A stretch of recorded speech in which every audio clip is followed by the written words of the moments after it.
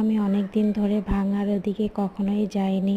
যখন গিয়েছিলাম তখন 2010 বা 2009 সালের দিকে গিয়েছিলাম। তখন আসলে রাস্তা এরকম ছিল না, অনেকটা ভাঙা ছিল আর এত সুন্দরও ছিল না। দেখে আমার এবারে এখানে গিয়ে দেখে এত ভালো লাগছে যে একদম পুরো বিদেশির যে রোডগুলো থাকে সেরকম দেখতে, পরিষ্কার পরিচ্ছন্ন। আর ওভারব্রিজগুলো, বিভিন্ন রোড চারপাশ দিয়ে যা রেখেছে যে আপনার প্রত্যেকটা পরিবহন এত সুন্দর করে যাচ্ছে, কোনো অ্যাক্সিডেন্ট হওয়ার কোনো ভয় নেই। বাংলাদেশে প্রত্যেকটা জায়গায় যদি এত সুন্দর করে রোড হতো তাইলে মনে হয় বাংলাদেশে এত অ্যাক্সিডেন্ট হতো না।